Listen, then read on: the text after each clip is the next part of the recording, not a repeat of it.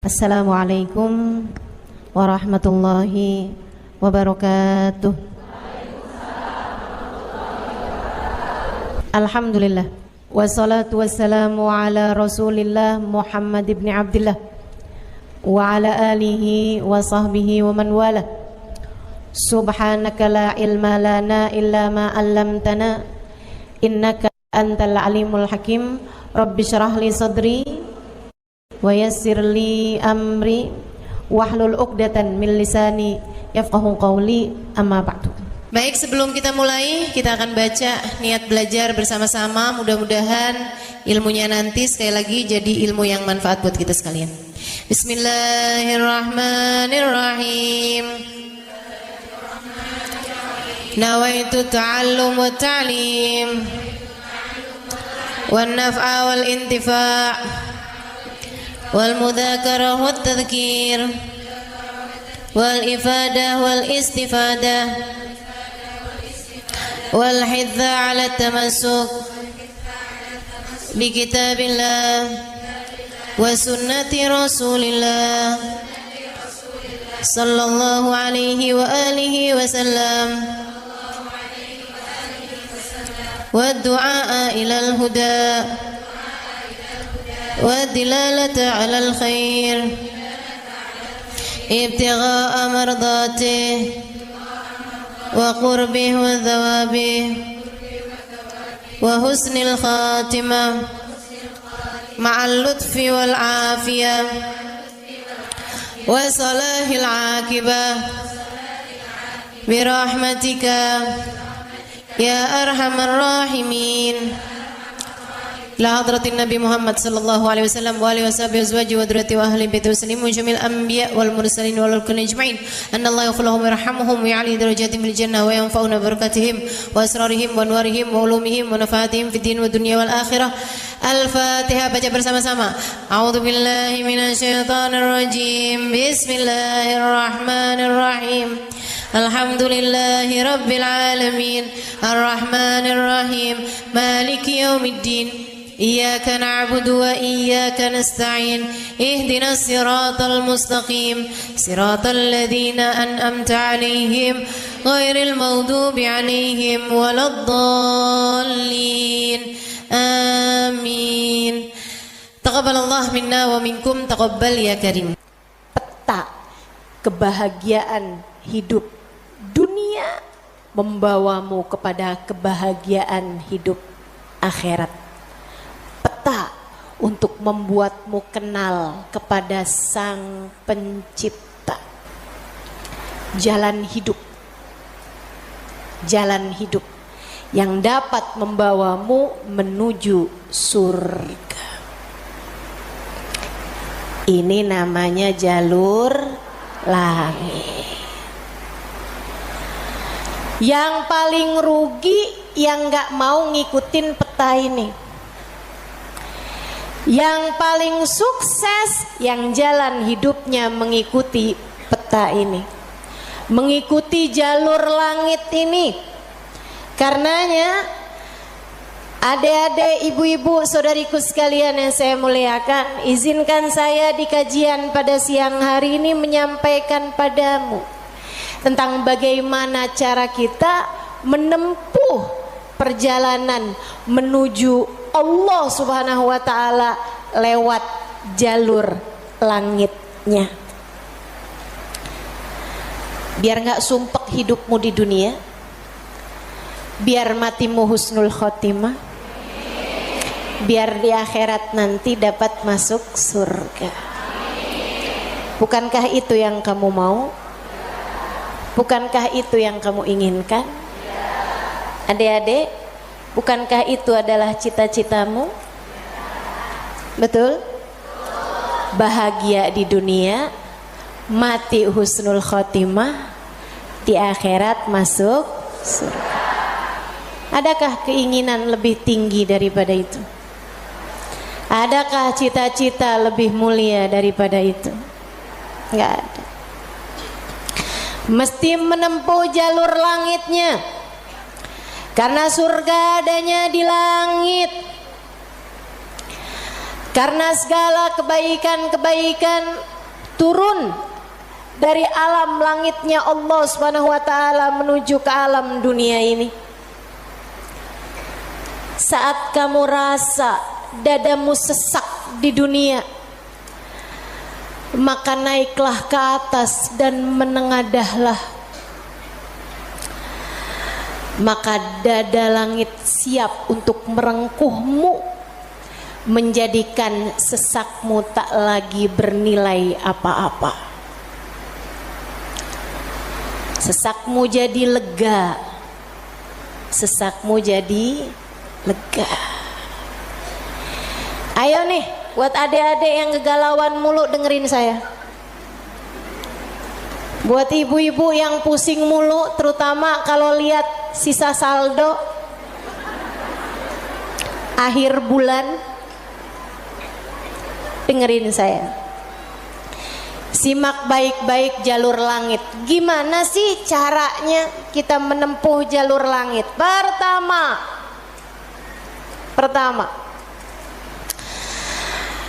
apa aja jalur langit yang bisa kita tempuh? Pertama, sholat. Itu adalah jalur langit yang jangan sampai pernah kamu tinggalkan. Sayyidina Muhammad Al-Bagir berkata kepada putranya Sayyidina Ja'far As-Sadiq, "Ya bunai, ittasil billah." Wahai anakku, senantiasalah terkoneksi dengan Allah, senantiasalah tempuh jalur langit menyampaikanmu kepada Allah Subhanahu wa taala. Seringlah terkoneksi sama Allah. Anaknya bertanya, "Kaifa attasil bih ya walidi?" Bagaimana caraku untuk selalu terkoneksi dengan Allah? Bagaimana caraku berkomunikasi sama Allah? Bagaimana caraku menempuh jalur langit? Ayahandanya berkata, kalau kamu ingin kamu berbicara dengan Allah, sholatlah. Kalau kamu ingin Allah berbicara kepadamu, bacalah Al-Quran. Jadi cara pertama tersambung sama Allah adalah sholat. Jangan tinggal sholat.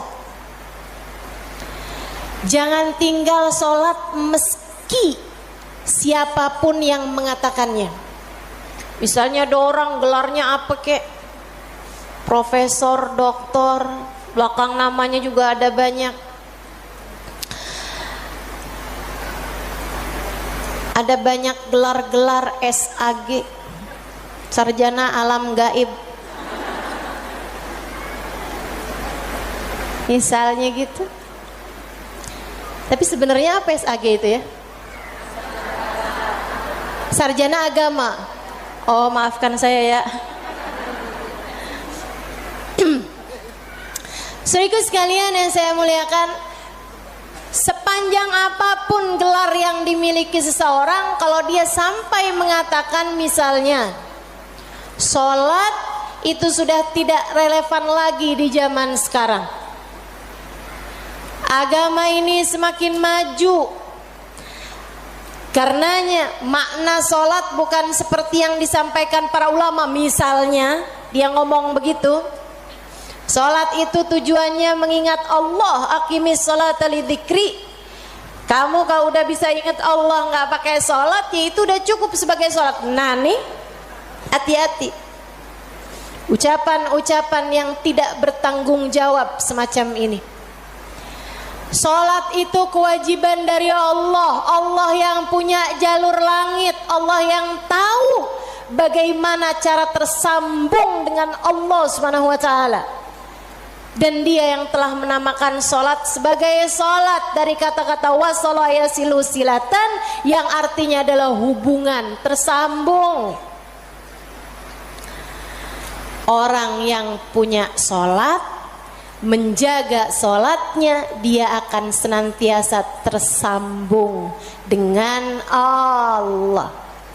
Dia adalah orang-orang yang menjaga jalur langit. Komunikasi langitnya tetap tersambungkan. Jagain sholat. Dek, jagain. Tapi saya belum bisa khusyuk Ustazah. Nggak apa-apa. Saya masalahnya kalau sholat suka ngelambiar pikiran kemana-mana Ustazah. Sama. Saya juga. Sama. Tapi nggak apa-apa. Jangan pernah tinggal sholat. Imam Ghazali bahkan menyebutkan salah satu penyebab kematian dalam su'ul khatimah, salah satu penyebab iman tercabut dari dalam hati di saat kematian datang, naudzubillah min dzalik, nomor 1 tarkus shalah, meninggalkan salat. Tiang agama kita, siapa yang salatnya benar, ibadahnya benar. Siapa yang ibadahnya benar, hidupnya benar. Siapa yang hidupnya benar, bakalan matinya benar. Siapa yang matinya benar, di akhirat dapat kehidupan yang menyenangkan. Karenanya mesti, harus, nomor 1 kamu benahi dalam hidupmu, jangan tinggal sholat. Sesibuk apapun kamu, sholat jangan tinggal, Dek. Sedang mengerjakan aktivitas penting semacam apapun, sholat jangan pernah tinggal, Bu. Jangan pernah tinggal sholat. Sebab orang kalau lagi ninggal sholat, bukan hanya karena dia nggak mau sholat, tapi karena dia tidak diizinkan Allah untuk menghadap kepadanya, telah diputuskan jalur antara dia dengan Allah Subhanahu wa taala. Naudzubillah min dzalik, jalur langit telah terputus darinya. Itu kayak punya HP tapi nggak ada sinyal, nggak bisa dibikin apa-apa HP-nya. Punya HP nggak ada sinyalnya, Bu, nggak ada kartunya, mau dipakai apaan? Mau dipakai ngulek sambel?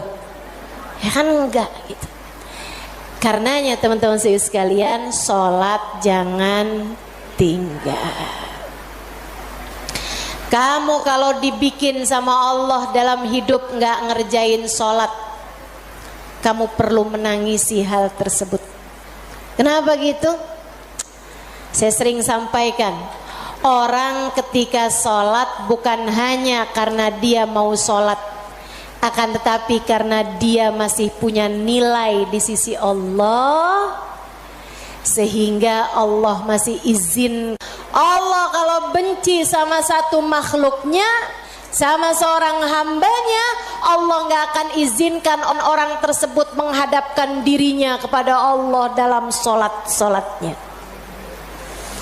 Dia kirain dia yang nggak mau sholat, padahal Allah yang nggak mau dia menghadap kepadanya.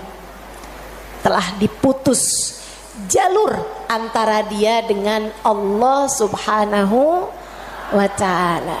Na'udzubillah min dzalik. Ada yang nanya sama saya, Ustazah, saya nih kan lagi belanja nih Ustazah, kan sibuk tuh kan. Belanja di mana? Di mall Ustazah. Boleh nggak Ustazah saya jamak sholat saya? Lah, nge-mall di jamak sholat? Agak nih. Belanja ke pasar, sholat udah sampai di jamak-jamak. Innalillahi. Boleh nggak Ustazah? Nggak boleh lah. Yang boleh jamak sholat itu kalau bepergian, itu pun juga dengan jarak keluar kota 82 km. Tapi kalau kurang dari itu, nggak boleh mengerjakan jamak sholat. Katanya Nabi Muhammad, man jama'as shalah bi ghairi udrin faqad atababan min abwabil kabair. Siapa yang suka ngumpulin sholat, jamaah sholat tanpa ada alasan yang dibenarkan, dia sedang mendatangi salah satu pintu dari pintu-pintu dosa-dosa besar. Dia tanya, boleh nggak Ustazah jamaah sholat? Nggak boleh, kecuali karena ada alasan yang dibenarkan. Emang kenapa gitu Ustazah? Kamu kalau kepengen hidup dipentingkan sama Allah, maka kamu harus mementingkan Allah. Sholat adalah gambaran tentang kamu mementingkan Allah, maka insya Allah hidupmu akan dipentingkan oleh Allah. Jalur langit yang pertama adalah sholat. Makanya ada orang yang sholatnya husyuk-husyuk, ada orang yang sholatnya panjang-panjang. Tuh guru-guru saya tuh sholatnya panjang-panjang, terutama sholat sunnah. Kalau sholat fardu ringan-ringan aja, karena beliau mengerjakan sholat fardunya berjamaah jadi imam.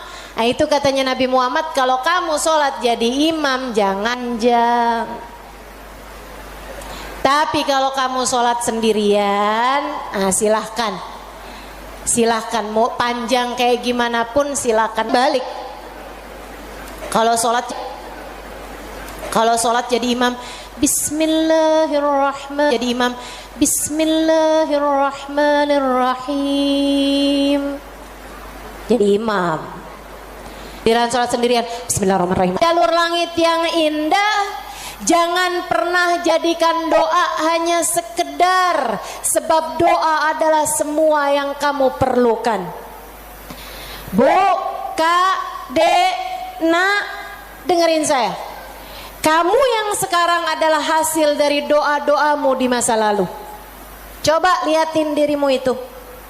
Kamu yang sekarang adalah hasil dari doa-doamu di masa lalu.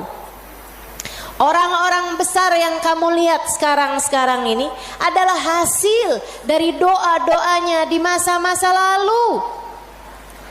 Oh, kamu lihat, orang itu pinter banget ya. Adalah karena di masa dulunya, di masa kecilnya, di masa remajanya, ia selalu mengangkat tangan untuk minta dari Allah Subhanahu wa taala, Rabbi zidni ilman nafi'a.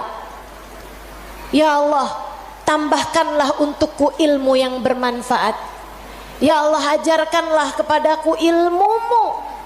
Ia selalu minta kepada Allah Subhanahu wa taala ilmu, sehingga Allah pun memberi kepadanya ilmu.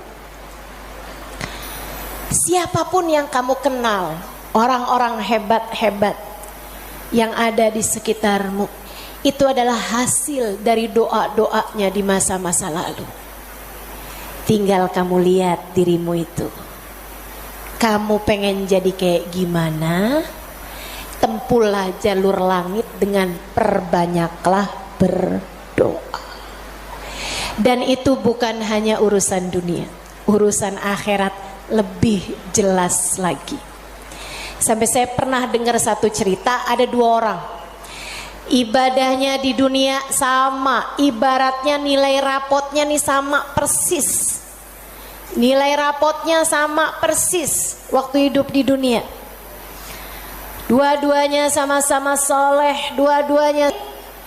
Akan tapi yang satu dimasukkan ke dalam surga, kan ke surga Firdausul A'la yang paling tinggi.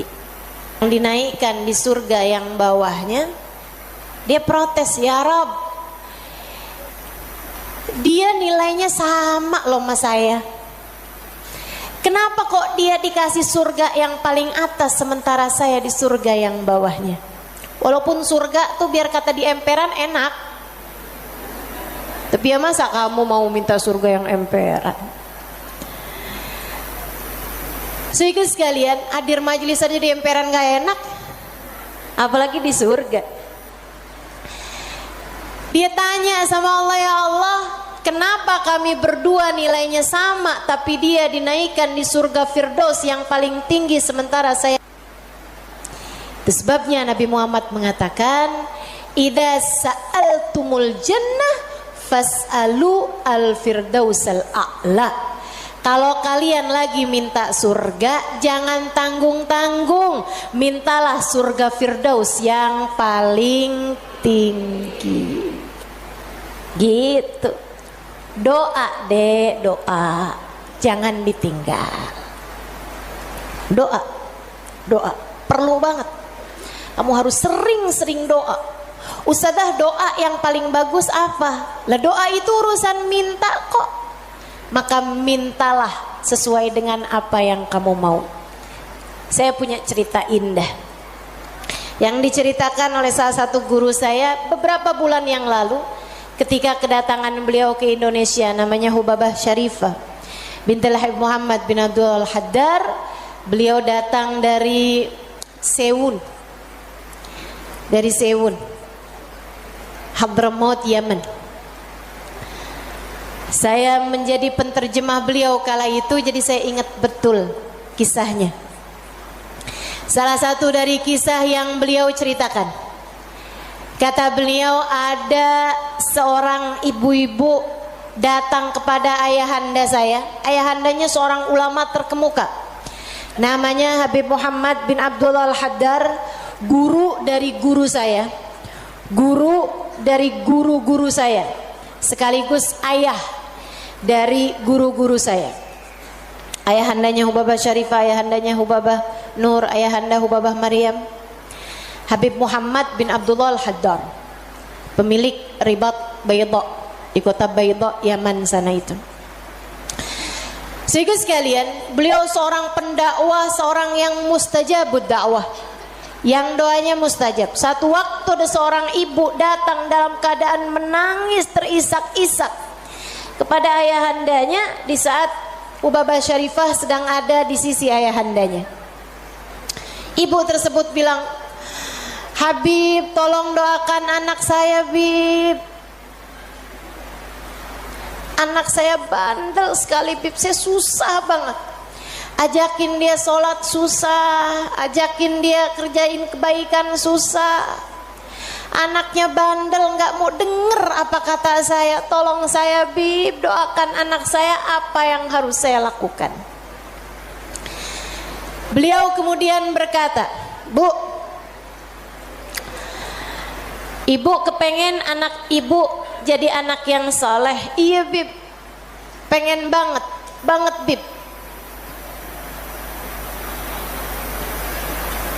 Ibu, doa seorang ibu untuk anaknya setara doa Nabi bagi umatnya. Maka doamu untuk anakmu lebih mustajab daripada doa siapapun untuk anakmu. Saya bisa bantu kamu buat doa, mintakan kepada Allah Subhanahu wa taala, akan tetapi doamu tentu lebih mustajab daripada doa saya untuk anakmu. Ibu dengerin, Bu. Jadi gimana saya, Bib? Ibu bangun di waktu malam, ibu tahajud beberapa rakaat, kemudian seperti kamu menangis di hadapan saya untuk minta anakmu didoakan oleh saya, menangis pulalah di hadapan Allah. Sampaikan kepada Allah apa yang kamu sampaikan kepadaku, atau apa yang ingin agar saya sampaikan kepada Allah tentang anakmu, sampaikan pula itu kepada Allah Subhanahu wa taala. Baik, Bib, pulang dikerjain. Nah, itu perempuan kalau solehah gitu tuh, kalau dengar kebaikan, sami'na, saya dengar, kemudian saya patuh. patuhi. Ini yang dengar di sini juga insya Allah seperti itu. Apa yang didapat pada hari ini semoga dapat diamalkan. Yang pertama tadi jangan tinggal. Yang kedua tadi barusan ini perbanyak jalur langit. Dia pun mengerjakannya, bangun di waktu malam nangis, ya Allah tolong liatin anak saya, kesianin anak saya ya Allah, solehkan dia ya Allah. Tolong pandang anak saya dengan pandangan kasih sayang-Mu ya Allah. Saya nggak ngerti cara melakukannya ya Allah. Seperti mana Engkau telah menjadikan anak-anak dari hamba-hamba-Mu yang soleh, salehah. Kau jaga mereka, jaga pula lah anakku ya Allah. Jauhkan dari segala dosa-dosa, jauhkan dari segala kejahatan-kejahatan. Tolong jaga anak saya ya Allah. Terus didoain anaknya, didoain anaknya. Malam demi malam, malam demi malam. Dan Bu, Kak, Dek, Nak, doa itu bukan instan. Doa itu tidak seperti kamu nyeplok telur sekarang mateng sekarang, enggak gitu. Doa itu Allah mau lihat kesungguhan hatimu dalam meminta. Perlu waktu yang sering kali tidak sebentar, sebab Allah mau melihat kesungguh-sungguhanmu. Karenanya kalau doamu belum diijabah, jangan menyerah. Dek, kalau doamu belum diijabah, jangan nyerah. Kamu masih sangat mungkin untuk diijabah doamu selagi kamu tidak berhenti berdoa. Ingat-ingat ucapan saya. Kamu masih sangat mungkin untuk diijabah doamu itu selagi kamu tidak berhenti berdoa. Doa terus. Kata Hubabah Syarifah, setahun, 2 tahun, 3 tahun, 4 tahun, 5 tahun, 6 tahun. Kemudian anak yang dulu pernah membuat ibunya menangis karena kenakalan anak tersebut, karena ketidaksolehan anak tersebut, sekarang telah menjadi seorang anak yang dapat membuat ibunya tersenyum bangga. Di usia-usia hampir 20-an tahun, anak tersebut menjadi anak paling soleh di kampungnya. Hafal Al-Quran 30 juz dengan 7 bacaannya, qiraatus sab'ah. Anak yang jauh dari kenakalan-kenakalan remaja, anak yang dekat dengan para ulama, anak yang mengetahui banyak ilmu agama, anak yang menjadi sangat soleh, idaman semua para orang-orang tua. Jangan nyerah, jangan nyerah. Jika kehidupan membuatmu tersungkur, itu adalah waktumu untuk membenamkan dirimu dalam sujud-sujud panjang kepasrahan. Kemudian kamu langitkan doa hingga Allah mengijabah doa-doamu itu. Saya ulangi.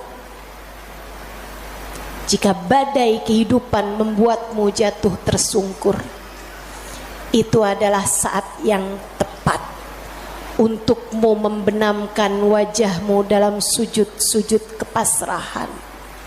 Kemudian kamu langitkan doa-doamu, berbisik di bumi, namun suaramu didengar hingga ke arsy. Saat itulah Allah akan mengijabah doamu itu. Jangan pernah berhenti berdoa. Jangan remehkan doa. Jangan remehkan doa. Saya, Dek, pernah muda juga kayak kamu. Ya masa lahir langsung gede gini. Sewaktu saya remaja, masuk umur 12 tahun, 13 tahun. Sebelum balik bahkan saya udah berada di pondok pesantren. Jadi saya itu nggak pernah ngalamin masa belum berjilbab sebelum balik. Maksudnya ketika balik tuh saya udah mulai berjilbab. Alhamdulillah, nikmat dari Allah Subhanahu wa taala. Adik-adik saudaraku sekalian, saat saya kecil saya ada di pondok-pondok pesantren, saya mulai kenal ustadz-ustadz, ustadzah-ustadzah, ulama-ulama yang membuat saya jatuh cinta dengan ilmu agama. Alhamdulillah, Allah kasih rasa dalam diri saya keinginan untuk selalu belajar. Saya punya keingintahuan yang banyak terhadap urusan ilmu. Jadinya saya senang banget belajar. Nah, di waktu kecil itu tadi, umur 12-an tahun sebagai santri, kan selain dari belajar ada kewajiban lain tuh. Nyuci baju. Apalagi kalau dapat piket, bersihin kamar mandi, nyapu kamar, ngepel kamar. Itu saya sangat tersiksa sekali. Sebab saya ini adalah pemalas. Jadinya karena saya pemalas urusan bebersih dan saya mendadak rajin ketika urusannya sama belajar, saya seneng belajar, saya seneng tahu, saya suka mikir. Saya tuh kalau lagi baca kitab gitu seneng banget. Saya kalau lagi belajar gitu seneng banget. Apalagi kalau ustadzanya yang nyampein ilmu dengan cara-cara yang sangat saya sukai gitu. Ngasih tahu hal-hal yang nggak ada di dalam kitab gitu. Saya bisa melongo dengerin, seneng banget. Jadinya di masa-masa kecil itu kalau saya lagi dengerin kajian, kalau saya lagi baca kitab, saya suka doa. Ya Allah, jangan pernah pisahkan saya dari ilmu. Ya Allah, jangan pernah jauhkan saya dari kitab-kitab pengetahuan yang mendekatkan saya padamu. Umur 12 tahun, 13 tahun, doa saya semacam itu. Ayo nih adik-adik yang umur 16 tahun, ya Allah kenapa kok saya nggak pernah ada yang nembak ya?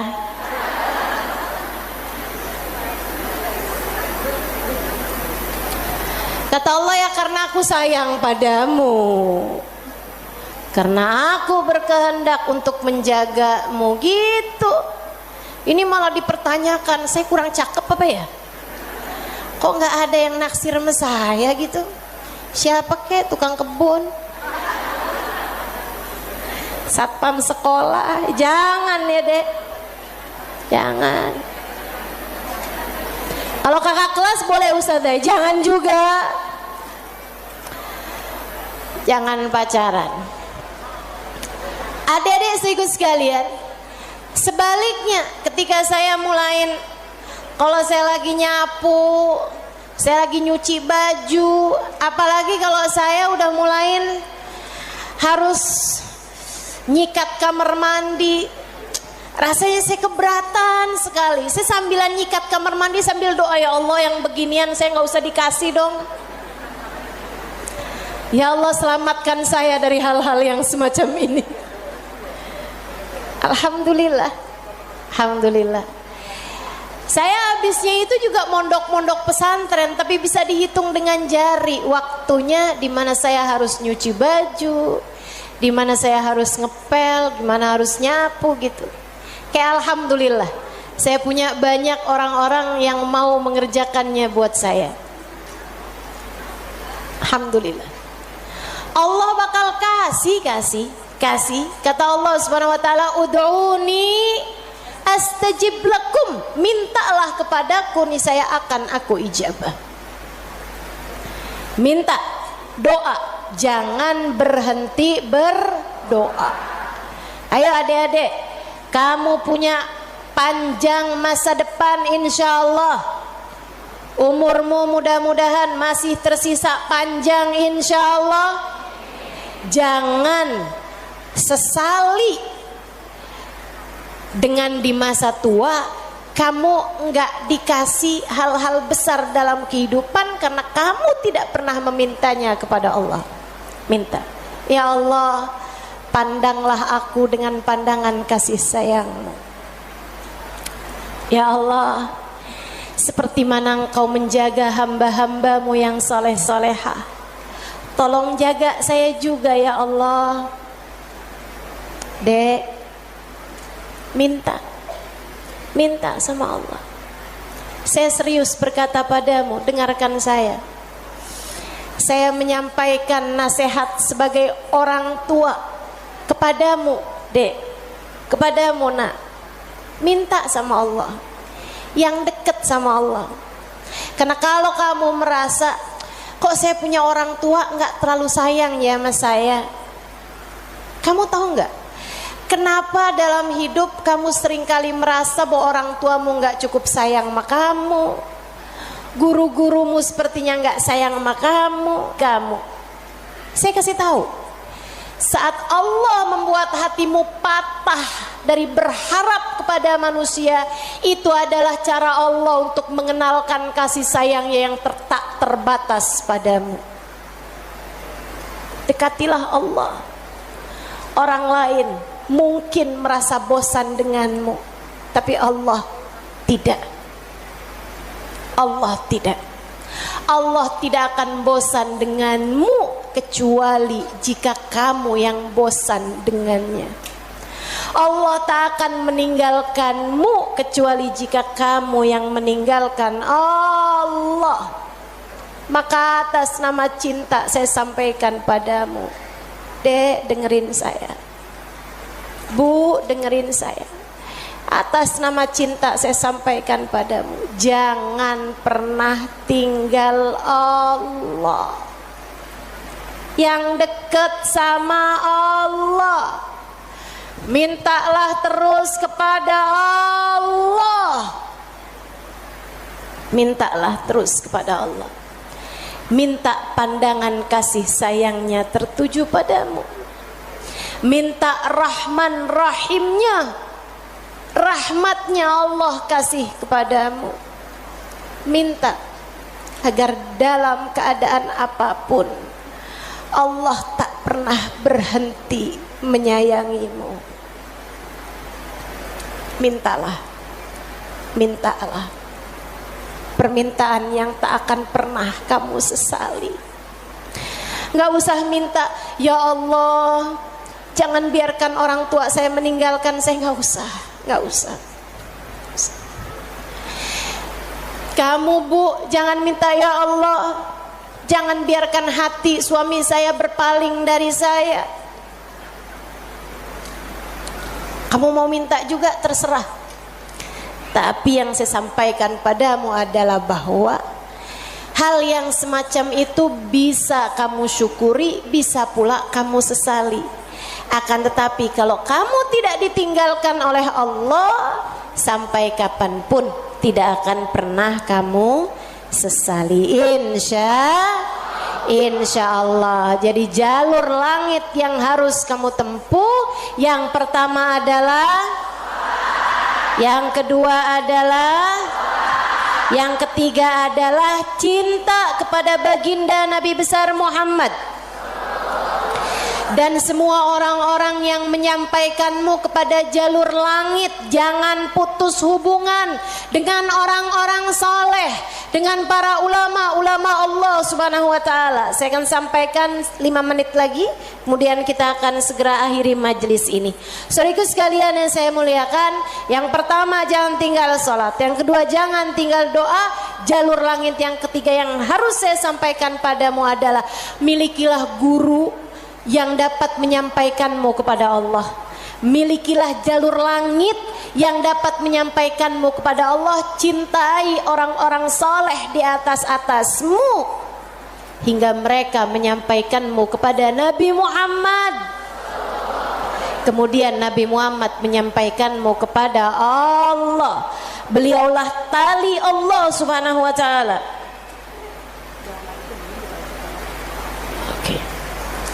Beliaulah tali Allah Subhanahu wa taala yang terbentang kepada kita sekalian. Mudah-mudahan Allah Subhanahu wa taala senantiasa menyampaikan kita kepada Allah Subhanahu wa taala lewat jalur langit yang benar, jalurnya baginda kita Nabi besar Muhammad sallallahu alaihi wa ala alihi wasallam, manusia yang paling penuh kasih kepadamu. Andai kamu tahu seperti apa sayangnya Nabi Muhammad kepadamu, niscaya air matamu akan senantiasa meleleh karena rindu padanya. Andai kamu tahu seperti apa cintanya Nabi Muhammad kepadamu sebagai umatnya, niscaya kamu akan menyibukkan dirimu bersolawat kepadanya, dan itu adalah merupakan salah satu dari tangga-tangga yang mendekatkanmu padanya. Andai kamu tahu seperti apa cintanya Nabi Muhammad dan pengorbanannya kepadamu, niscaya kamu tak akan berharap cinta manusia selain daripada cinta Nabi Muhammad sallallahu alaihi wasallam. Maka 3 jalur langit ini kalau kamu tempuh, kamu tidak akan pernah tersesat jalan. Kamu akan sampai di tujuan. Peta kehidupannya menjadi terbaca dan kamu akan melangkah tanpa keraguan. Jika 3 jalur langit ini kamu tempuh, dari sholat tidak ada yang kamu tinggal, dan kamu tambahi dengan ibadah-ibadah sholat sunnah pula, terutamanya di keheningan malam, di sepertiga malam yang terakhir. Juga doa. Dalam keadaan apapun kamu memperbanyak berdoa. Saat kamu bersama dengan orang-orang saleh, saat kamu duduk di majelis-majelis ilmu adalah saat yang begitu indah untuk kamu berdoa meminta kepada Allah Subhanahu wa taala jalla jalaluhu wa ta'ala azamatu. Kamu jadikan doa tidak hanya sekedar, melainkan semua yang kamu perlukan. Kemudian besar cintamu kepada baginda Nabi besar Muhammad sallallahu alaihi wasallam, maka itulah 3 dari rahasia jalur langit yang dapat saya sampaikan kepadamu. Jika ketiganya benar-benar kamu amalkan hingga kamu mendapatinya dalam kehidupan, niscaya kamu akan sampai di tujuan. Bahagia hidup di dunia, mati dalam husnul khatimah.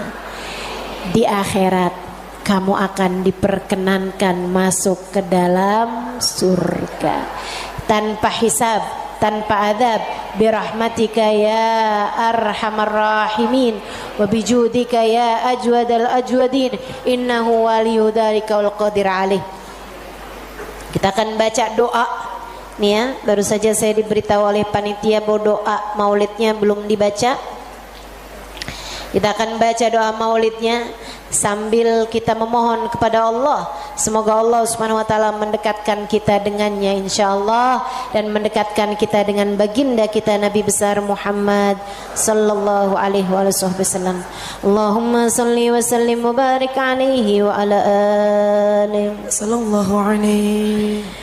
Alhamdulillahi Rabbil Alamin. Allahumma salli wa sallim ala Sayyidina Muhammadin wa ala alihi wa sahbihi ajma'in. Amin. Wa laqad ashartu lin'ati man awsafuhu tuhyil quluba tuhayyijul asjana.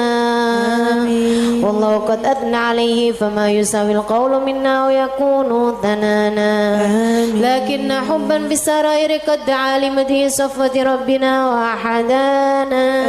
Amin. وإذ امتزجنا بالمودة ها هنا نرفع أيدي فقرنا ورجانا بالواحد الأحد العلي إلهنا متوسلين بمن إليه دعانا مختاره وحبيبه وصفيه زين الوجود به الإله حبانا يا ربنا يا ربنا يا ربنا بالمصطفى اقبلنا أجب دعوانا أنت لنا يا دخرنا في هذه الدنيا وفي أخرانا أصلح لنا الأحوال واغفر ذنبنا ولا تؤاخذ ربي إن أخطأنا واسلك بنا في نهج طه المصطفى ثبت على قدم الحبيب خطانا أرنا بفضل منك طلعة أحمد في بهجة عين الرضا ترعانا واربط به في كل حال حبلنا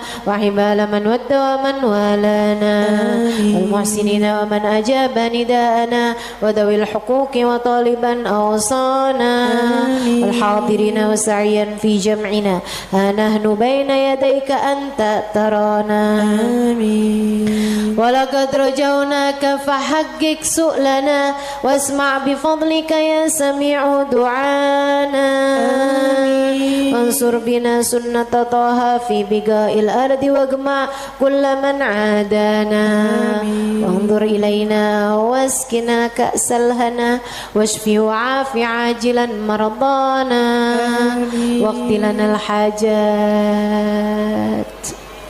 Silakan sebutkan hajat masing-masing. Assalamualaikum warahmatullahi wabarakatuh.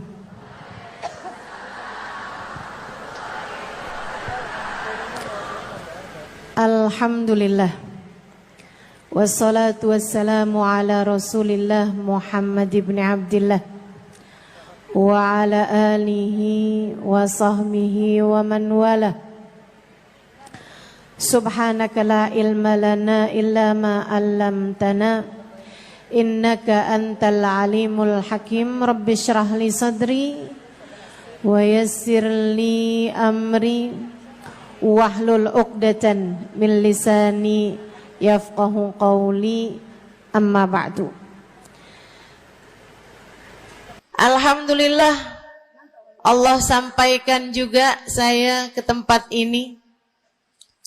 Masjidnya Allah Subhanahu wa taala, bait min buyutillah, rumahnya Allah.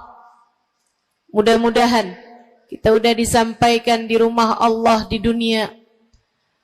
Allah sampaikan pula ke Baitullahil Haram di Mekkah. Dan Allah sampaikan pula di tempat keridhaannya surga Allah di akhirat nanti insyaallah. Amin ya rabbal alamin. Rabbi la tukhzini yawma yub'atsun yawma la yanfa' mal wala banun illa man atallaha biqalbin salim. Kata Nabi Ibrahim yang Allah tuliskan dalam Al-Quran, ya Allah, jangan kecewakan aku, jangan buat aku susah pada hari di mana Engkau membangkitkan hamba-hambamu. Nanti di akhirat saat manusia dibangkitkan, ya Allah, jangan buat saya susah, jangan buat saya kecewa. Yauma la yanfa' mal wala banun. Hari yang itu loh ya Allah, hari yang tidak bermanfaat orang bawa harta, hari yang tidak bermanfaat orang bawa anak. Yang bermanfaat hanyalah orang yang datang pada Allah biqalbin salim, dengan membawa hati yang selamat. Karenanya siapapun di antaramu yang akan menuju ke akhirat, semua dari kita menuju ke akhirat, Siapapun di antaramu yang kepengen di hari akhiratnya nanti menjadi orang yang tidak susah, menjadi orang yang tidak sedih, menjadi orang yang tidak kecewa, menjadi orang yang tidak ketakutan, menjadi orang yang berhasil. Siapa di antaramu yang kepengen di hari akhiratnya nanti berbahagia, bersukacita? Siapa yang kepengen di hari akhiratnya nanti bergembira? Pastikan saat-saat ini, saat hidupmu di dunia ini, pastikan kamu sedang menuju kepada keselamatan hati. Hatimu selamatkan. Hatimu selamatkan, teman-teman. Hatimu selamatkan.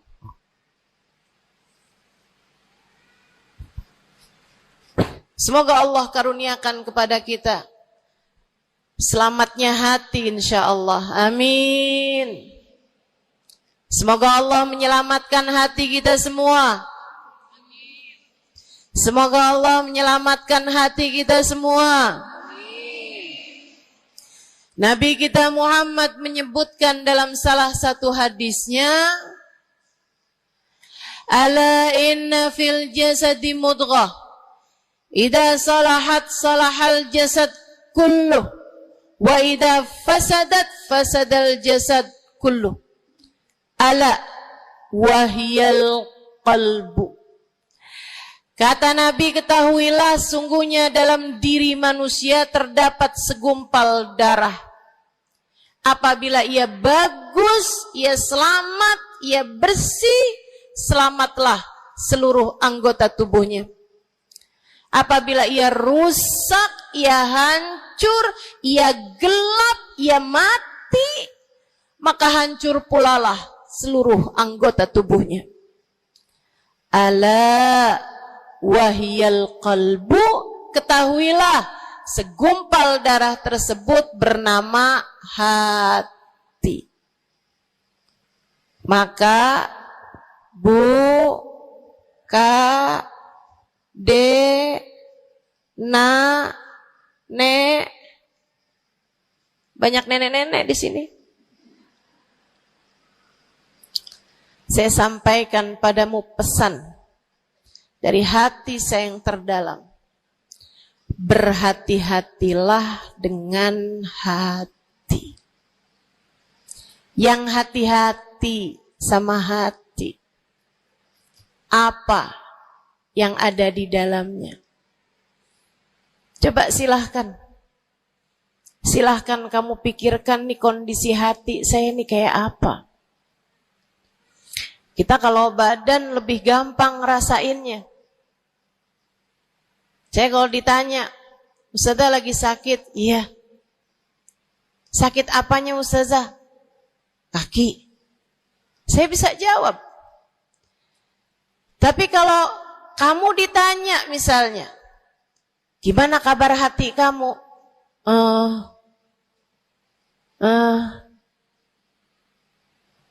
Gimana kabar hatimu? Sehatkah? Sakitkah? Atau bahkan sakaratul maut? Hatimu bercahayakah? Gelapkah? Atau bahkan mati? Bagaimana kabar hatimu, teman-teman? Bagaimana kabar hatimu? Innallaha la yanzur, kata Nabi Muhammad dalam hadis yang lain. Innallaha la yanzur ila suwarikum wala ila absyarikum, walakin yanzur ila qulubikum. Sungguhnya Allah tidak melihat kepada badan kalian. Allah tidak melihat kepada warna kulit kalian.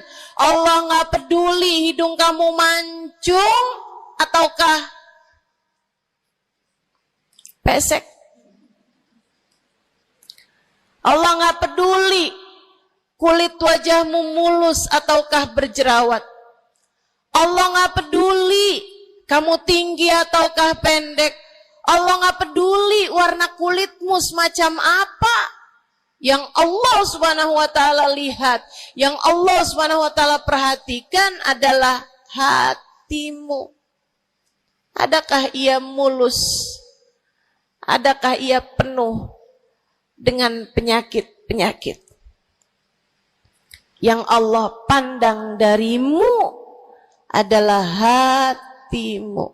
Nih, sekarang saat kamu duduk sama rata di tempat ini, teman-teman.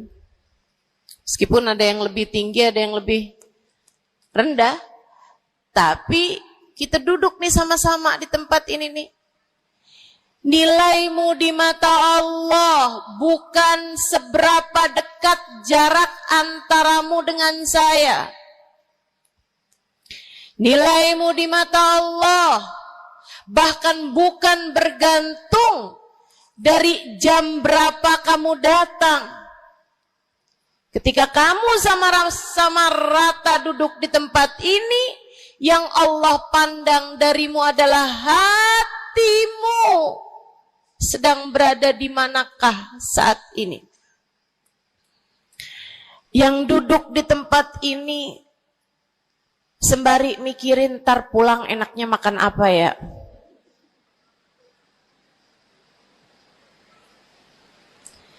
Yang duduk di tempat ini sambil mikirin, kok saya lapar ya? Iya, belum sarapan. Gara-gara buru-buru, takut nggak kedapatan tempat duduk. Gara-gara buru-buru, kepengen bisa lihat mukanya Ustazah Halimah yang viral.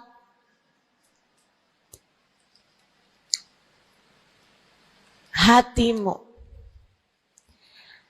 Allah melihat darimu, nilaimu di hadapan Allah. Nilaimu di hadapan Allah saat ini bukan bergantung dari seberapa awal kamu datang, bukan bergantung pada hal-hal yang lainnya, akan tetapi yang Allah lihat darimu adalah hatimu. Adakah Allah di dalamnya? Adakah Allah di dalamnya? Adakah Allah di dalamnya? Pun demikian dengan kamu saat sholat, pun demikian saat kamu sedang sedekah. Semuanya masalah hati, teman-teman. Semua masalah hati. Kata guru saya Sayyidil Habib Umar bin Hafid, al-madar kullal madar fi salahil qulub. Urusan segala urusan, sumber segala macam urusan, dasar segala macam urusan ada pada bagusnya hati. Kalau udah hatinya bagus, bagus semuanya. Kalau udah hatinya busuk, busuklah semuanya. Semoga Allah selamatkan kita dari busuknya hati. Semoga Allah selamatkan kita dari busuknya hati.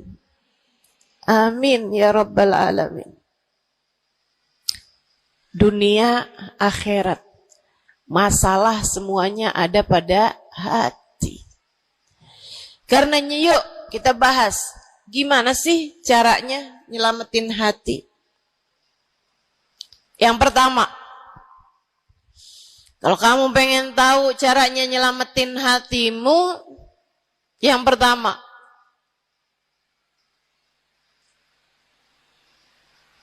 bersihkan sampah-sampahnya. Nih, kamu mau rumah itu biar bagus, biar terjaga, biar selamat. Kamu lihat dalamnya, oh banyak sampah, banyak noda, banyak kotoran. Dari mulai kotorannya cicak, ayam, sampai mungkin anjing, karena lama nggak ditempatin. Karena lama nggak ditempatin. Ada banyak di antara kita yang kondisi hatinya semacam itu. Sampah begitu banyak dalam hatinya. Ada banyak di antara kita umat Islam yang kondisi hatinya semacam itu. Begitu banyak sampah di dalam hatinya tersebut. Semoga Allah selamatkan semuanya. Amin. Maka hal pertama, kalau kamu kepengen punya hati yang selamat, yang nomor satu adalah bersihkan hatimu dari semua sampahnya, keluarin. Apa sampahnya hati? Dosa-dosa yang telah kamu lakukan. Idza aznabal abd nakat fi qalbihi nuqtah sauda. Kata baginda kita Nabi besar Muhammad, idza adnabal abad, ketika seorang hamba mengerjakan dosa, tertorehlah di dalam hatinya satu titik hitam. Sampahnya hati. Kamu tiap kali bikin dosa, dosa apa aja? Bukan hanya dosa besar, zina, bukan hanya dosa besar, minum minuman keras atau narkoba, bukan hanya dosa besar, judi atau riba, bukan hanya dosa-dosa besar. Kalau itu titik hitam yang sangat besar tertoreh di dalam hatimu itu. Bahkan dosa-dosa kecil, sekedar marah-marah sama suami atau ngambil uang suami. Gimana? Pernah? Rezeki istri solehah ustazah. Lagi mau nyuci, kelihatan. Alhamdulillah. Emang haram ya ustazah? Ya haram, bukan punya kamu. Kan katanya ada hak istri dalam harta suami. Iya betul kalau dia kasih. Kalau dia kasih, kalau nggak kasih, nggak halal juga. Bahkan dosa-dosa kecil, seperti melihat tetangga, terus kamu bilang, ya ampun, cakep banget ya. Nyesel saya nggak kawin sama dia.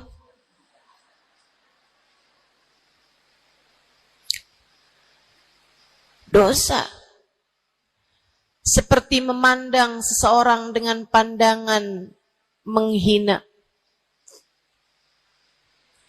Seperti membicarakan aib orang lain. Setiap kali kamu berbuat dosa, apapun bentuk dosanya, satu titik hitam tertoreh di dalam hatimu itu. Ini istighfar wa tab. Musih. Kalau dia beristighfar, kalau dia bertaubat, dihapuslah titik hitam tersebut. Wa illa, kalau enggak, ya tetap aja ada. Kamu bikin dosa lagi, bikin dosa lagi, bikin dosa lagi, bikin dosa lagi. Enggak pernah istighfar, enggak pernah memperbaiki diri.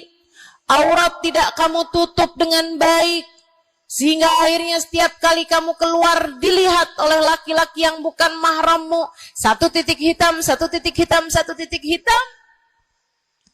Sampai terkadang hati seseorang dipenuhi dengan titik-titik hitam. Hatinya menjadi legam. Hatinya menjadi penuh dengan titik-titik hitam. Semakin bertambah lagi, semakin bertambah lagi, jadilah karat.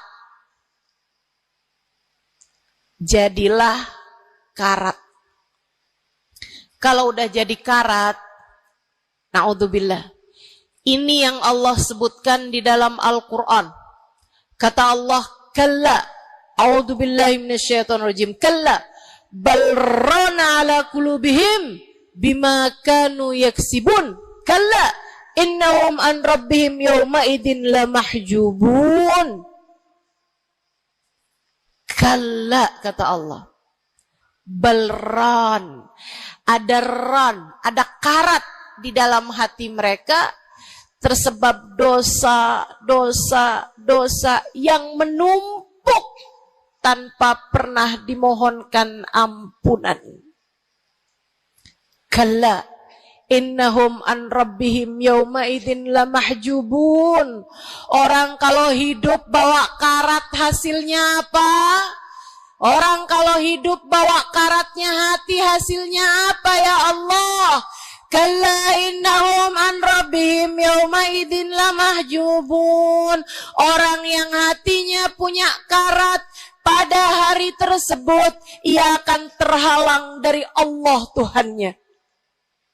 Guru saya Sayyidil Habib Umar bin Hafid menyampaikan tafsir mengenai ayat ini. Kata Habib Umar bin Hafid, tidak mati dengan membawa iman. Orang yang hatinya penuh dengan karat, apabila datang ajal menjemput, iman tercerabut dari dalam hatinya, hingga ia pun mati, keluar dari atas muka bumi ini dengan tanpa membawa iman Islam. Dia keluar dari atas muka bumi ini bukan sebagai hamba Allah, bukan sebagai umat Nabi besar Muhammad sallallahu alaihi wa ala alihi wasallam. Dia meninggal dunia dalam keadaan su'ul khatimah. Na'udzubillah min dzalik.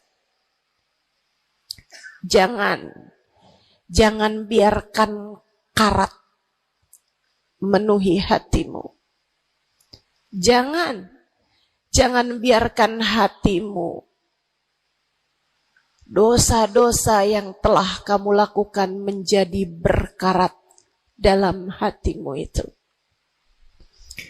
Saya kesian sama kamu. Enggak apa-apa. Hidup terus-terusan ngontrak, enggak apa-apa. Hidup enggak pernah punya kendaraan sendiri, enggak apa-apa. Enggak pernah punya HP yang canggih, enggak apa-apa. Saya hidup di atas muka bumi ini, enggak pernah ada yang datang melamar saya. Jadinya sampai di usia di atas 30-an tahun, saya masih menjomblo, Ustazah. Enggak apa-apa. Ustazah, saya udah menikah 10 tahun, belum ada anak juga, Ustazah. Enggak apa-apa. Ustazah, suami saya kawin lagi, Ustazah. Enggak apa-apa.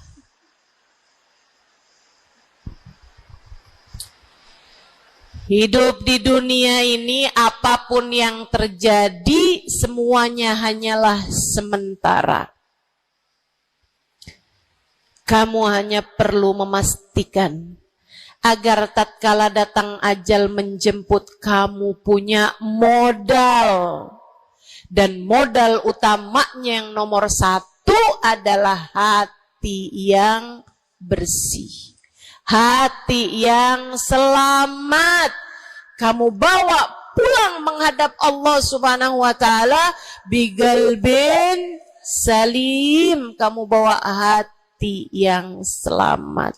Insya Allah. Mati nggak bawa suami nggak apa-apa. Mati nggak bawa anak nggak apa-apa. Nggak bakalan jadi pertanyaan malaikat raqib atid. Tapi mati harus dengan membawa hati yang selamat. Mudah-mudahan Allah karuniakan. Mudah-mudahan Allah karuniakan. Saudaraku sekalian yang saya muliakan, maka bersihkan sampah-sampah dalam hatimu itu. Caranya gimana nih, Ustazah? Dosa-dosa saya emang udah banyak banget. Saya di masa muda, di masa remaja, bahkan sampai udah tua juga nih, bergelimangan dengan dosa demi dosa. Banyak dosa saya, Ustazah. Saya zaman muda berada dalam masa jahiliyah. Dosa, segala dosa saya kerjakan. Apa yang harus saya lakukan? Bersihkan karat-karat dalam hatimu itu dengan taubat. Minta ampun sama Allah. Minta ampun sama Allah. Kamu perlu nangis sama Allah. Kamu perlu sungguh-sungguh minta ampunan sama Allah. Dosa segede gunung, kalau Allah mau melemparkannya ke dalam lautan ampunan, inna kaba'irad dunubi ful ghufrani kalamami. Katanya sahibul burda, sesungguhnya dosa-dosa besar dalam lautan ampunan, ia hanyalah seperti buih di dalam lautan. Gak ada artinya apa-apa kalau Allah mau ampuni. Dosa sebesar apapun, kalau Allah mau ampuni gak ada artinya. Tapi dosa sekecil apapun, kalau Allah mau perhitungkan, kamu gak akan selamat. Saya sampaikan padamu atas nama cinta. Dosa sekecil apapun yang kamu lakukan, jika ia tidak berjumpa dengan ampunan Allah, kamu bisa tidak selamat. Iblis nyembah Allah 70.000 tahun lamanya. Sujud di atas bumi, dia sujud, bumi dihancurkan, Allah naikin dia ke langit. Di atas langit dia sujud, ganti-ganti posisi sujudnya. Karenanya Imam Ghazali dalam kitabnya Minhajil Abidin mengatakan, ma min buk'ah minal ard was sama, tidak ada satu jengkal tanah, baik di bumi ataupun di langit, illa waqad sajad iblis fihi sajdah. Iblis udah pernah sujud di sana, di semua tempat di bumi maupun di langit. Paling banyak ibadahnya ternyata bukan seorang wali. Paling banyak ibadahnya ternyata bukan seorang nabi. Kalau hitung-hitungan panjang-panjangan ibadah, ibadahnya iblis lebih panjang daripada siapapun dari makhluknya Allah Subhanahu wa ta'ala yang pernah tinggal di bumi ini. Akan tetapi dia nggak nurut. Iblis ibadah 70.000 tahun, nggak nurut sekali doang, sekali aja. Wa idh qulna lil malaikati isjudu li Adam fasajadu illa iblis. Ketika kami memerintahkan seluruh makhluk yang ada di langit, seluruh malaikat kami perintahkan, wahai malaikat-malaikatku, sujudlah kalian kepada Adam. Fasajadu, mereka semuanya sujud, illa iblis, kecuali iblis doang. Tantang, petenteng gak mau sujud. Allah tanya, ma manaka antas judali Adam idh amartuk. Iblis, apa yang bikin kamu gak mau sujud kepada Adam? Padahal aku yang telah memerintahkanmu. Bukankah kamu selama ini sujud di bumi, di langit untuk menyembahku? Sekarang aku perintahkan padamu untuk sujud. Kenapa kamu gak mau sujud padanya? Iblis nggak bilang, ya Allah, kan perintahnya tadi malaikat, saya kan bukan malaikat ya Allah. Nggak gitu. Nggak gitu. Saudariku sekalian yang saya muliakan, bahkan iblis nggak bilang, males ya Allah saya sujud, lagi bisulan, misal. Enggak gitu juga. Makanya orang yang meninggalkan taat karena malas, karena bodoh misalnya, itu lebih dimaklumi teman-teman. Daripada yang kayak iblis ini nih.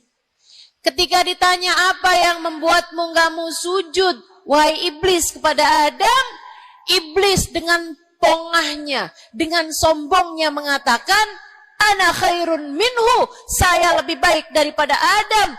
Khalaqtani min nar wa khalaqtahu min tin. Saya berasal dari api, sementara Adam berasal dari tanah. Tanah diinjak-injak ya Allah, sementara api begitu hebatnya. Fahbit minha fa innaka rajim. Kata Allah, kita yang taat sama dosa sama-sama baik. Kita yang mungkin dosa kita lebih banyak daripada taat kita. Kayak katanya Habib Ali Habsyi, kadang ada orang Islam, malaikat raqib yang nyatet pahala nganggur berbulan-bulan.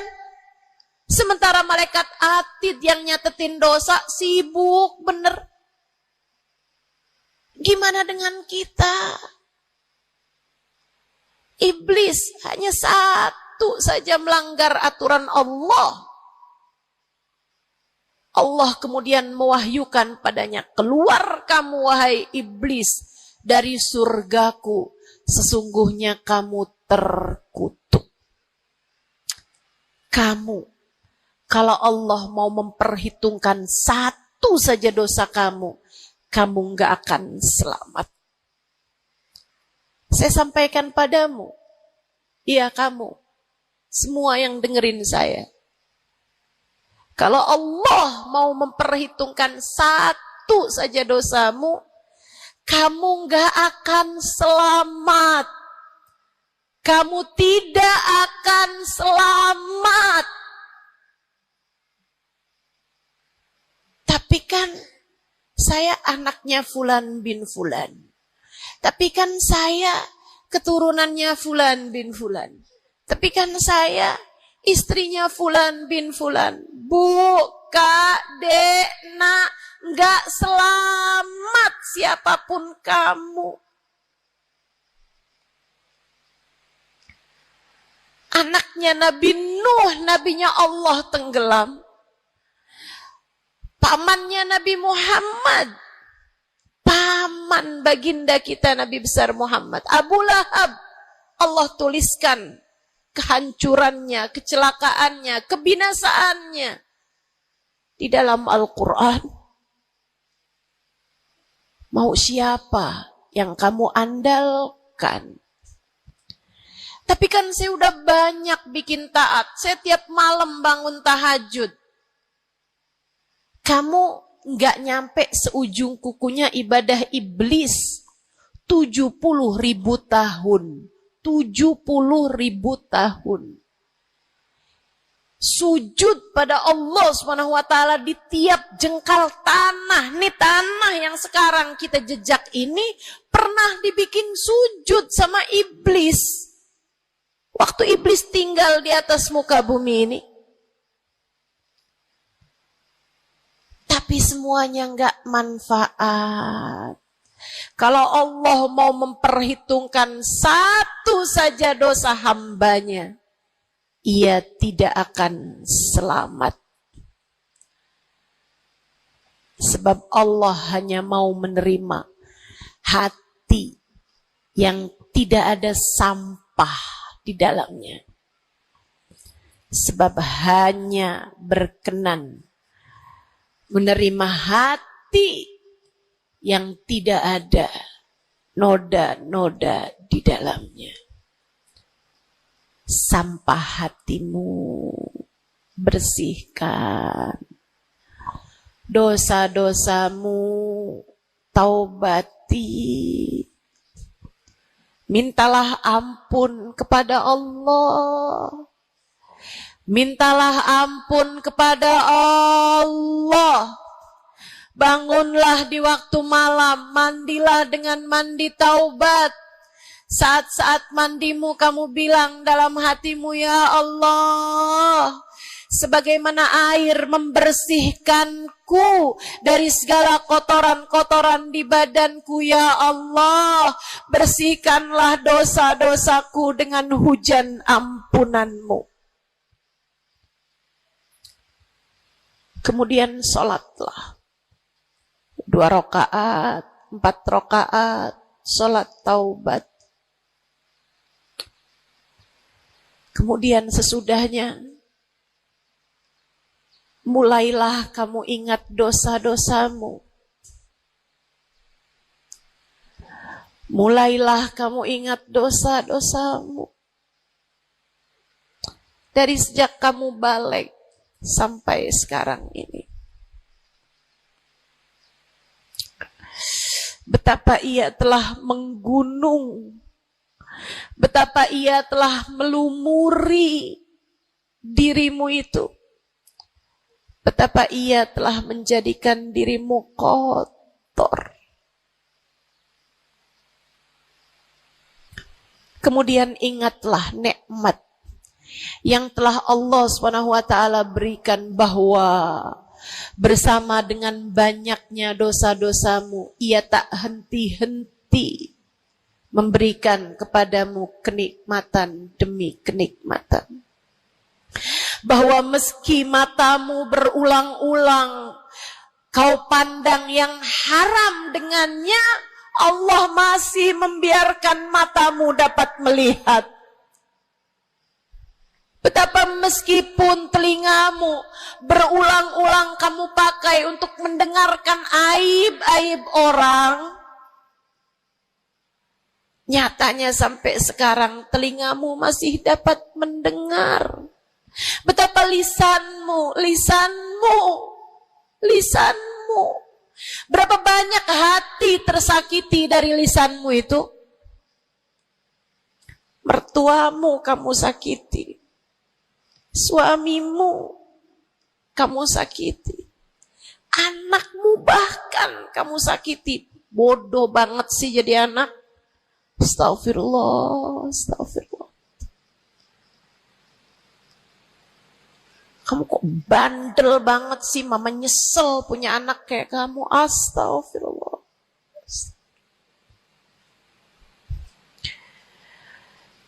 Betapa lisanmu menyakiti hati tetanggamu, saudara-saudarimu, sahabat-sahabatmu, orang-orang di sekelilingmu, merasakan gangguan dari lisanmu itu, tersakiti dari lisanmu itu. Tapi meskipun entah sudah berapa banyak dosa tercatat dari lisanmu, Allah masih tetap membiarkan lisanmu dapat berbicara sampai saat ini. Nikmat tak henti-henti Allah berikan kepadamu, bukan? Betapa durhakanya diri kita, namun betapa penuh rahmatnya Allah kepada kita. Betapa berlumurannya kita dengan dosa-dosa, namun betapa Allah bersama dengan segala dosa-dosa yang kita lakukan, tak henti-hentinya membanjiri kita dengan kenikmatan. Wa in ta'uddu ni'matallahi la tuhsuha. Kalau kamu mau hitung nikmatnya Allah, kamu tak akan pernah mampu menghitungnya. Sesudah kamu ingat-ingat dosamu, Kamu ingat nikmat Allah kepadamu. Kamu ucapkan seperti ucapan baginda Nabi Muhammad.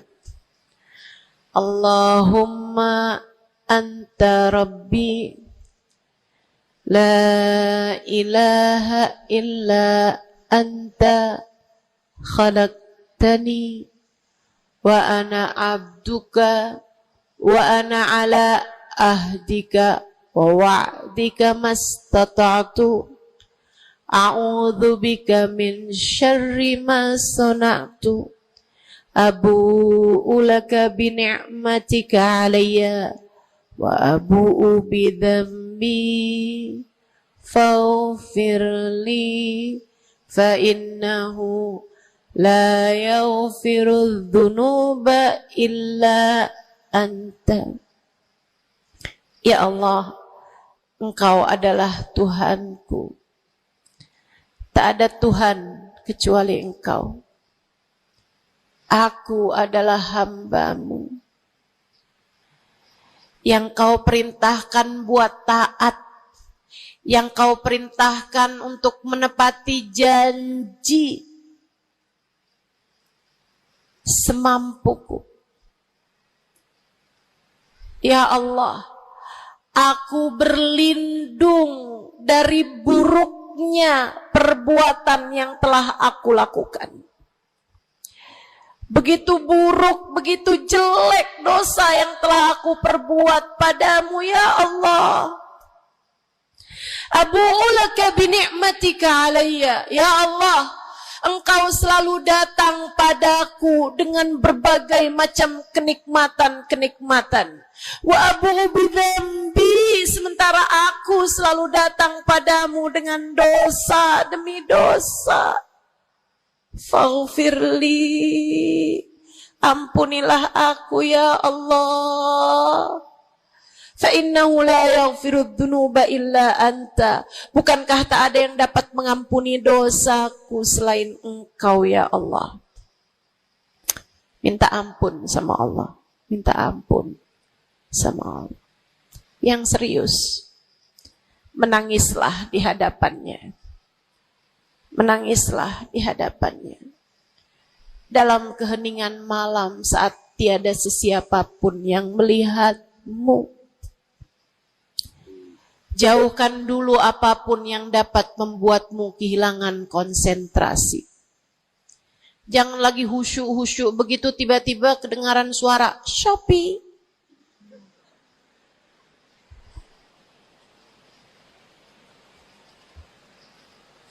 Kamu langsung jadi hilang konsentrasi. Yang mana nih ya?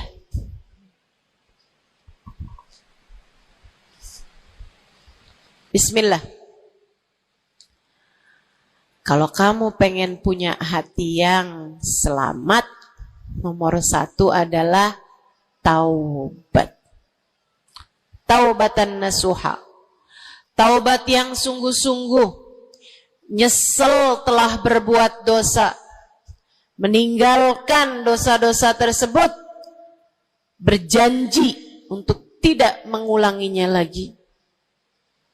Jika dosanya terkait sama manusia, ada syarat keempat yang harus dilakukan, yaitu meminta maaf kepada orang yang telah engkau sakiti hatinya tersebut.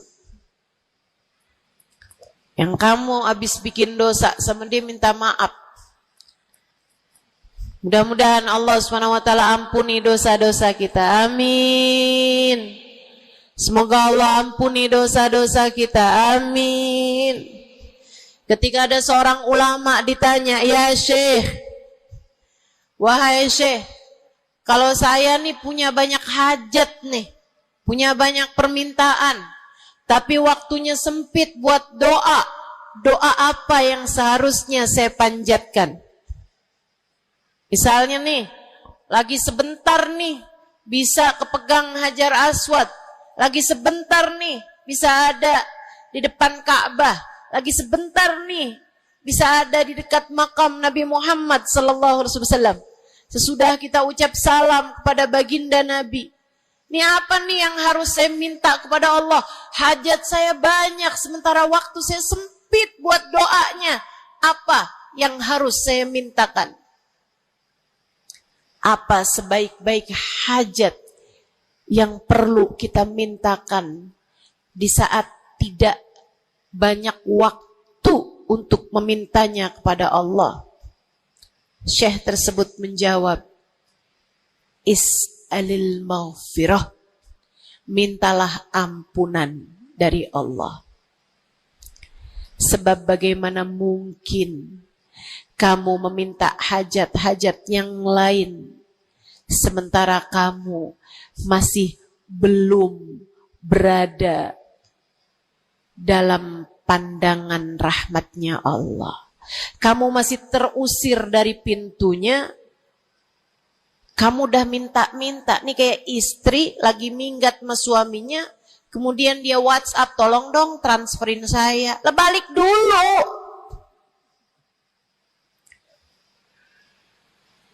Baru minta. Tiap kita ngerjain dosa adalah tiap langkahan kita menjauh dari Allah Subhanahu wa ta'ala. Tiap kali kamu mengerjakan dosa adalah langkahan-langkahanmu menjauh dari Allah Subhanahu wa ta'ala. Karenanya mendekat dulu, masuk dulu, Allah bukain pintu dulu, baru deh silahkan minta yang lainnya. Kalau sempit waktumu, mintalah ampunan dari Allah Subhanahu wa ta'ala. Ini kan kerjaan kita nih suka salah-salah kalau doa. Giliran lagi ada hujan nih, wah doa mustajab, langsung. Ya Allah jodoh ya Allah. Yang cakep, yang ganteng, yang kaya, yang setia, yang soleh. Banyak bener. Padahal kalau ngelihat dirinya kagak ada pantes-pantesnya. Kalau kamu pengen jodoh yang soleh, solehahkan dulu dirimu itu.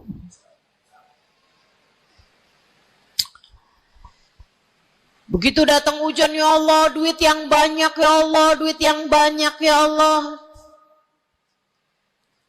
Mintalah dulu ampunan. Sebab kamu mati gak bawa jodoh gak apa-apa, kamu mati gak bawa duit gak apa-apa. Tapi kita mati harus bawa ampunan Allah Subhanahu wa ta'ala. Sebab dosa akan mengotori ruang hati kita. Maka syarat utama hati yang bersih adalah keluarkan sampah darinya dengan cara taubat. Mohonlah ampun pada Allah. Secara serius. Cukup sekali Ustazah? Enggak cukup. Lo dosanya banyak. Tiap habis sholat minta ampun. Tiap ada kesempatan buat doa minta ampun. Tiap lagi datang hujan minta ampun.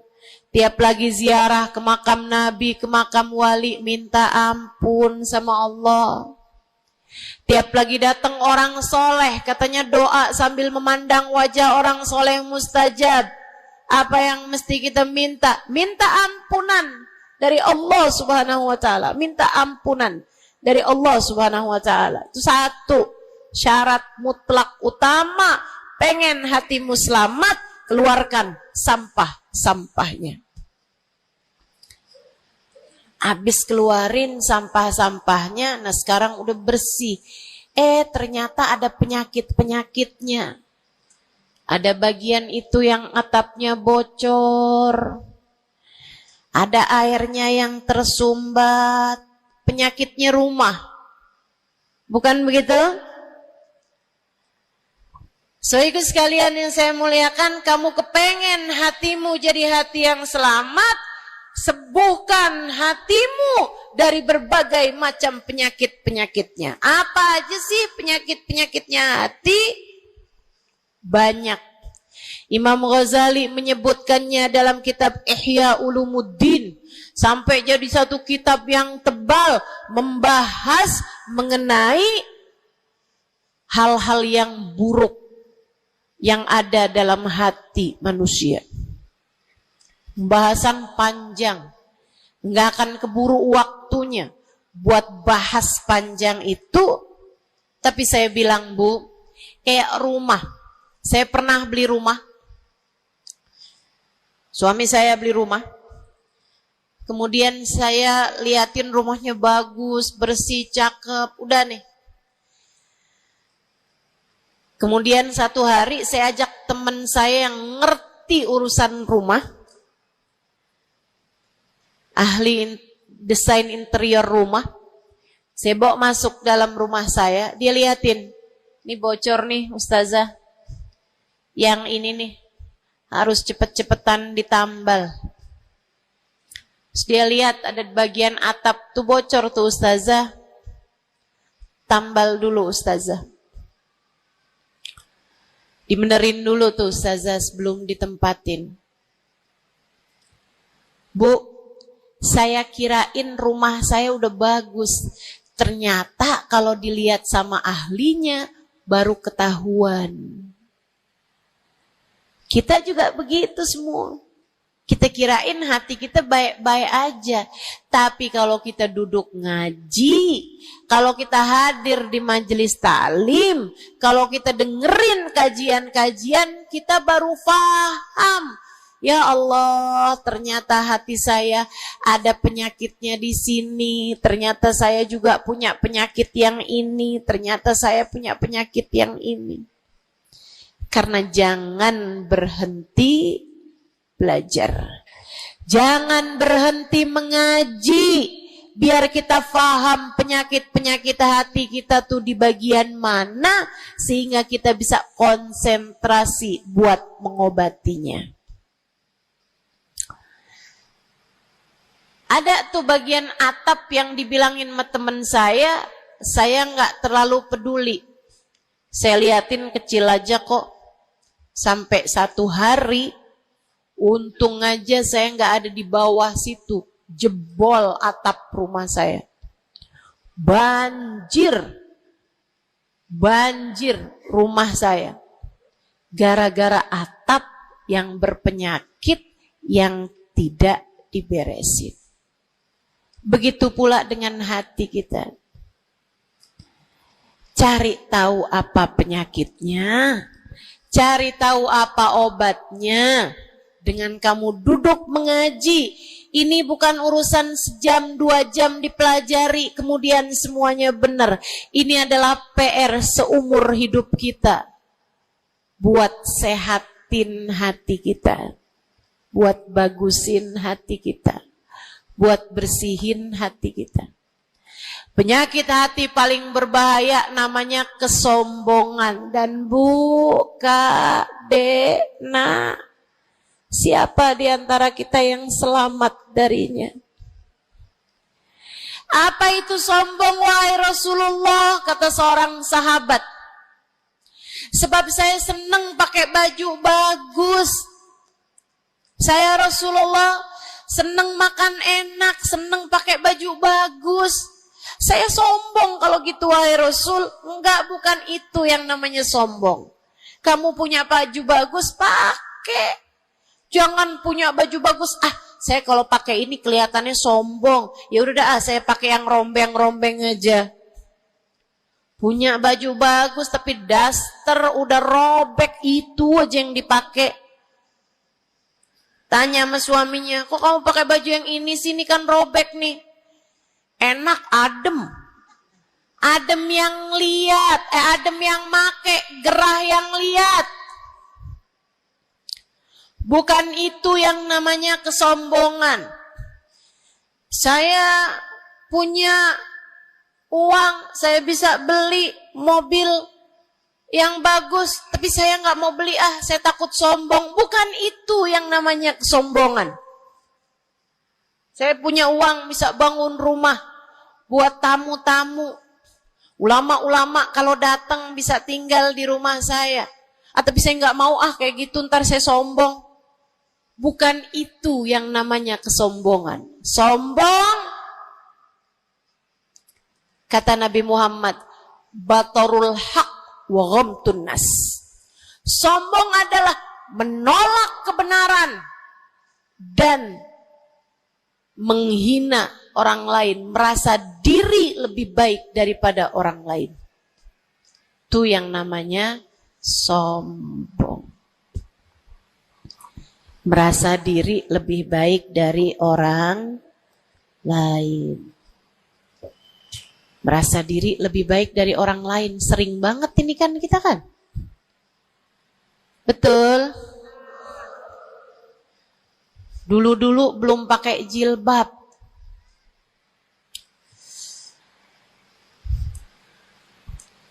Nggak ngerjain taat yang namanya menutup aurat. Habis itu kemudian pergi majelis, hadir kajian pakai jilbab, rapi banget.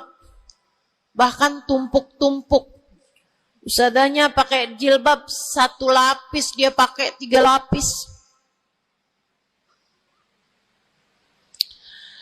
Tapi dia ngelihat orang-orang yang belum pakai jilbab, ya ampun, belum dapat hidayah, sian. Saya rasanya kepengen buat bisikin sama dia, Mbak, Israel udah deket. Boleh gak sih Ustazah, saya bisikin di telinganya, malaikat penjaga neraka kirim salam. Astaghfirullah. Dulu kamu berbuat dosa dengan membuka auratmu, kini kamu berbuat dosa dengan dosa kesombongan. Itu namanya bukan taubat. Itu namanya bukan hijrah. Itu namanya pindah dosa. Dari satu dosa membuka aurat menjadi dosa kesombongan. Dan bisa jadi di hadapan Allah dosa kesombongan lebih besar nilainya daripada dosa membuka aurat. Bisa jadi. Bisa jadi. Para ulama mengatakan, rubba maksiatin awrathat dhullah ahabbu ilallah min ta'atin awrathat kibra. Terkadang kemaksiatan yang melahirkan rasa rendah diri di hadapan Allah lebih Allah sukai daripada ketaatan yang melahirkan kesombongan. Hati-hati. Hati-hati sama hati. Jangan biarkan kesombongan merusak hidupmu. Jangan. Ada banyak para istri yang merasa dirinya lebih mulia daripada suaminya. Banyak. Hati-hati. Hati-hati. Saya belajar dari umi saya. Meninggal dunia 2 tahun yang lalu. Belum sampai hampir 2 tahun. Saudariku sekalian yang saya muliakan, saya sering bilang sama umi saya, Mi, maafin saya Mi ya. Umi saya bilang, Nak, maafin Umi ya.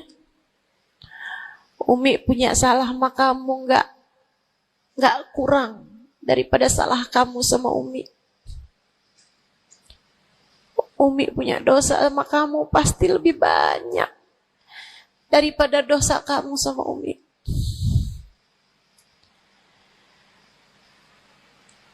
Itu rasa yang jarang dimiliki para ibu. Seringnya ibu tuh merasa selalu lebih baik daripada anaknya. Seringnya ibu tuh merasa dia nggak punya salah, dia nggak punya dosa. Yang punya dosa banyak tuh anaknya kepada dirinya, bukan begitu? Ayo minta maaf dulu sama ibu. Ayo minta maaf dulu. Kan seringnya bilang gitu sama anak-anak kita. Kamu tuh nak, ibu ini adalah ibumu, surgamu berada di bawah telapak kakiku. Waduh. Betul, al-jannah tahta aqdamil ummahat. Tapi ucapan kamu yang semacam itu kesombongan. Yakin bakal masuk surga? Yakin? Yakin bakal masuk surga, Bu? Para ibu yang suka bilang surgamu anakku berada di bawah telapak kaki ibumu, yakin kamu bakal masuk surga? Hah? Allah gak pernah wajib memasukkanmu ke dalam surga, Bu. Allah gak pernah wajib menghindarkanmu dari api neraka, Bu. Allah gak pernah wajib menjadikanmu ada di belakang Nabi Muhammad. Kalau kamu sampai Allah usir dari surganya, Allah masukkan kamu ke dalam nerakanya, kamu bisa apa? Kalau saat Nabi Muhammad menggiring umatnya dan kamu tidak bisa ada di belakangnya, kamu terusir dari rombongan Nabi Muhammad, kamu bisa apa? Kamu bisa apa? Nilaimu yang sesungguhnya nanti di akhirat kelihatannya. Nilaimu yang sesungguhnya nanti di akhirat kelihatannya. Jadi kalau kamu mau sombong, tar di akhirat. Kalau sampai kamu bisa masuk ke dalam surga Allah, kalau kamu sampai berada di barisan-barisan terdepan dalam rombongan Nabi besar Muhammad, kalau kamu bisa makan dari buah-buahan surga, kalau kamu ada saat kamu mengucap salam kepada baginda Nabi Muhammad, matamu bisa memandang indah wajahnya, telingamu bisa mendengar indah suaranya, lisanmu bisa mengucapkan salam langsung di hadapannya. Silahkan membusungkan dada pada saat itu. Silahkan mau ngerasa diri kamu lebih baik daripada ahli-ahli neraka, silahkan. Tapi sekarang keadaannya belum tentu. Bagaimana jika seseorang yang kamu memandang dirimu lebih baik darinya, ternyata ia melenggang masuk ke dalam surga, sementara kamu Allah jerumuskan ke dalam api neraka?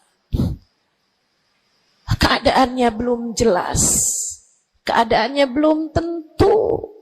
Jangan pernah merasa diri lebih baik daripada siapapun. Jangan pernah merasa diri lebih baik daripada siapapun. Hatimu benerin rusak-rusaknya, penyakit-penyakitnya. Ada penyakit berbahaya namanya hasud.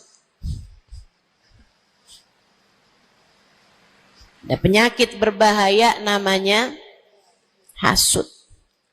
Apa itu hasud? Seneng orang lain dapat kesulitan, seneng kalau orang lain dapat kemalangan, kesusahan, susah hati kalau orang lain dapat kesenangan. Tuh. Seneng orang lain susah, susah orang lain seneng. Itu namanya hasud. Ada tetangga naikin rumah, bangun rumah, dia naik darahnya. Ada orang tetangganya yang sebelah kiri beli mobil, dia pun diangkut pakai mobil ambulan.